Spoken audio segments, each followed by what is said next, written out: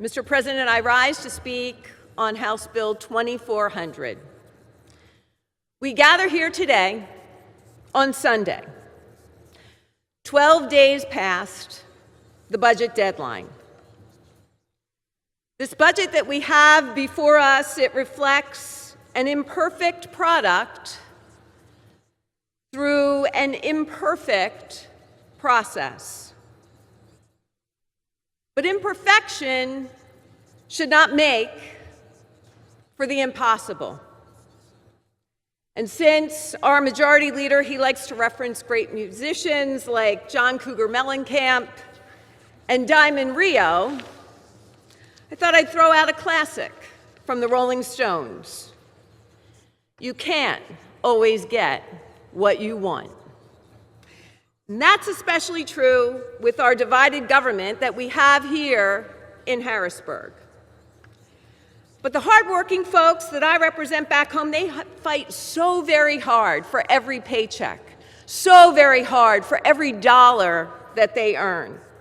Most of them, they work in agriculture or manufacturing or the service industries, and they earn an honest living, and they live within their means. And they expect that their state government will be no different.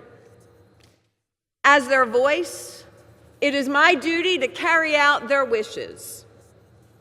Now, the House of Representatives, they sent us a budget back in April that mirrored the governor's plan, a $2.7 billion or 5.4% increase in state spending, way above our rate of inflation, way above what the taxpayers have to pay. In fact, it was a spending plan without a way to pay for it. And they passed that plan during the month of April, the busiest time for tax receipts. They chose to pass a plan without knowing our full fiscal picture. And if you want to look up the definition of irresponsible, that would be the poster child. After weeks of negotiations, we have a budget before us that reflects a much different path. The governor and House Democrats are not getting their wish of nearly $3 billion in new spending. No, in fact, today's budget is a far cry from that, Mr. President. Our budget today is a reflection of reality. No new tax hikes. A budget that spends more than $1 billion less than what the governor proposed and House Democrats passed. This budget reflects a lot of what I keep hearing back home. Look in the couch cushions of state agencies to find the money that the hardworking people have already sent to Harrisburg.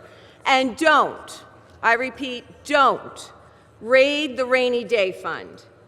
This budget does just that.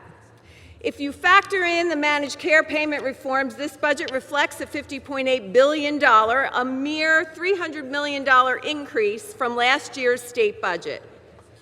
The taxpayers are unharmed. No new taxes on goods or services or income. Energy taxes off the table. We will continue to see the reduction of critical taxes that will allow our state to grow and prosper and continue to be the beacon of opportunity in the Northeast.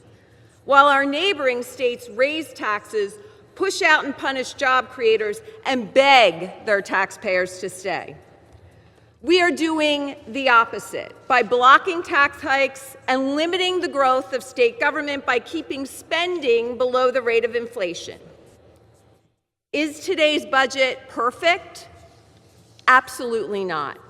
It leaves a lot of unfinished business, but nothing that is impossible for us to tackle this session. But as Keith Richards and Mick Jagger remind us, you can't always get what you want. For my taxpayers in Southern York County, this upholds my commitment to you. No new taxes, limiting the growth of government, and providing vital services across the 28th District. So, Mr. President, I encourage an affirmative vote on House Bill 2400. Thank you, Mr. President.